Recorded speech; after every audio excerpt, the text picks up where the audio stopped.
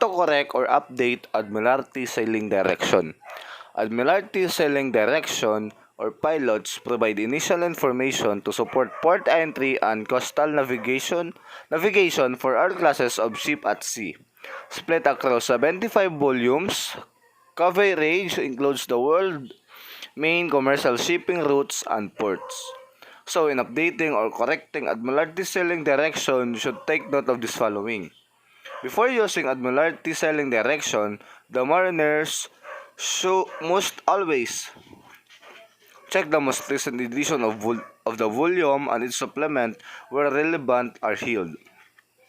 Check all the amendments in Annual Notice to Mariner Part 2 or amendments to sailing direction have been applied. Check that all amendment published at Section 4 of Weekly Edition of Admiralty Notice to Mariners. Subsequently to the publication of the most recent edition of Annual Notice to Mariners Part 2, amendments to sailing direction have been applied using the most recent quarterly checklist at Section 1B of the Weekly Edition and the most 21 recent edition of Cumulative List of Admiralty Notice to Mariners, where it is found that the most up-to-date information is not held. The most recent editions of all Admiralty publication can be obtained from Admiralty Chart Agent, and back copies of weekly edition of Admiralty Notice to Mariners can also be downloaded from UKHO website or www.ukho.gov.u. New edition. Sailing direction are updated by a process of continuous revision, with titles republished as new edition at approximately 3 yearly intervals. Some volumes indicated in the catalog of the Admiralty Chart and publications are on an extended cycle of approximately 5 years.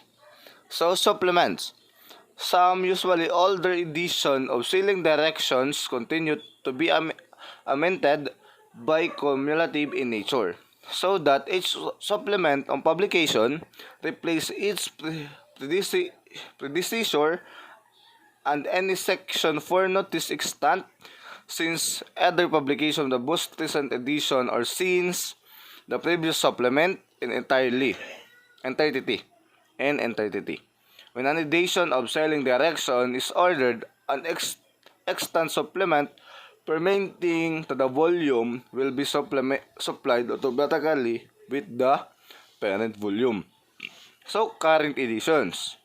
To determine the current edition of sailing direction and their latest supplement, if applicable, and for information regarding the publication dates of new edition, see Annual Notice to Mariners Part 2, Amendments to Sailing Direction. This information can also be found in Catalog of Admiralty Charts and Publication, Cumulative List of Admiralty Notice to Mariners, and quarterly at Section 1B of Weekly Edition of Admiralty Notice to Mariners.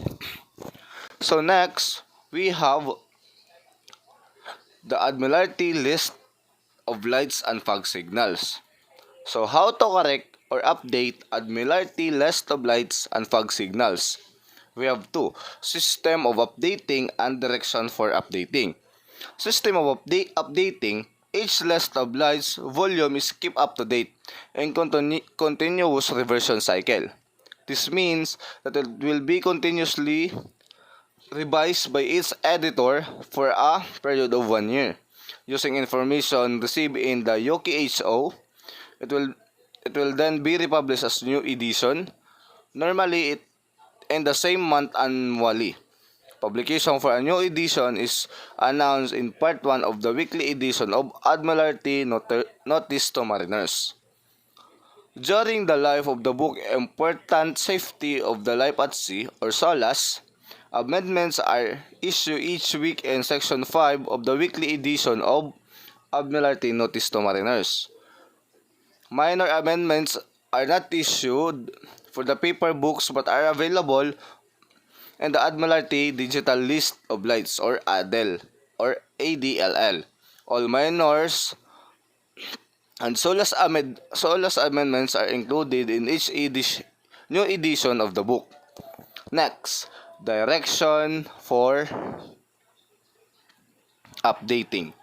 Each edition of Admiralty List of Lights and Fog Signals contains the latest information received by UKHO and supersede the previous edition.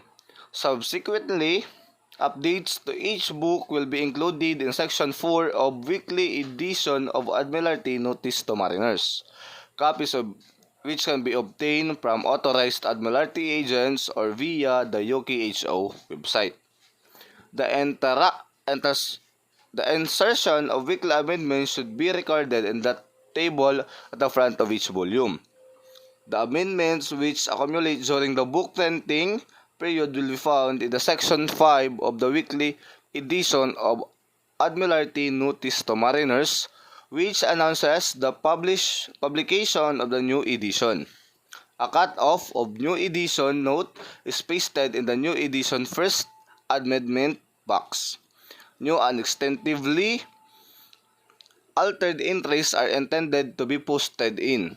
It is recommended that a manuscript entry is made for all shorter amendments. The entire entry for each slight amendment will be printed, including minor changes, and an asterisk will denote which column contains an amendment. In the case of a new light, or an asterisk will appear under all columns.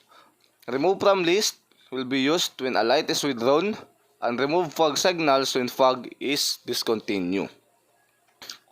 So, number 3, we have Admiralty list of radio signals. So, how to correct or update Admiralty list of radio signals. So, we have also the direction for updating.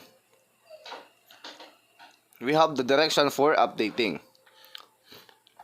So, each edition of the Admiralty list of radio signals contain the latest information received by UKHO and supersede the previous edition. So, subsequently, updates to each book will be included in Section 6 of the weekly edition of Admiralty Notice to Mariners, copy of which can be obtained from the authorized Admiralty agents or via the UKHO website.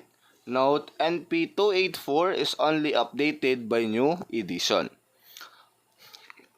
So, the insertion of weekly amendments should be recorded in the table at the front of each volume.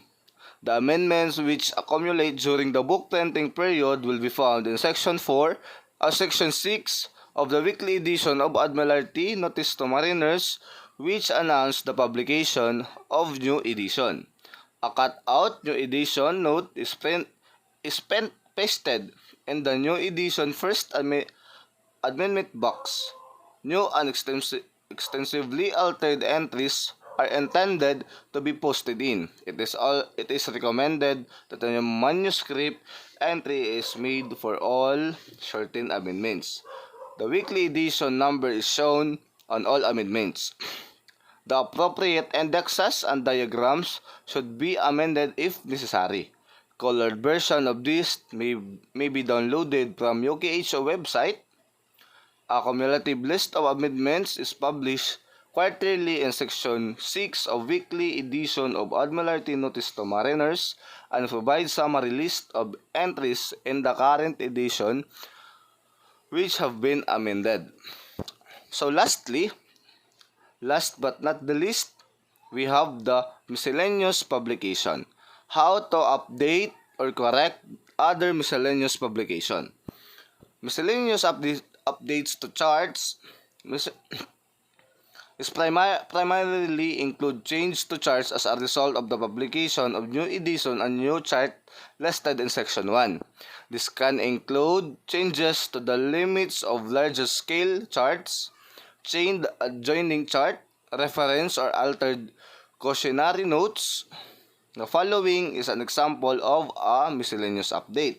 So, We have 5. The miscellaneous notice to mariner number in the current year, which should be recorded in the bottom left-hand corner of each part updated.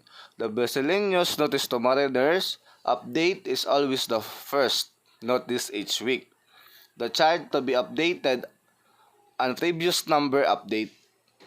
The text of the update to be applied. The instruction to insert new larger scale chart is shown like this. Draw a box with these limits and insert chart number. In this case, US A676 in a corner on the box clear for other details. That's all. Thank you.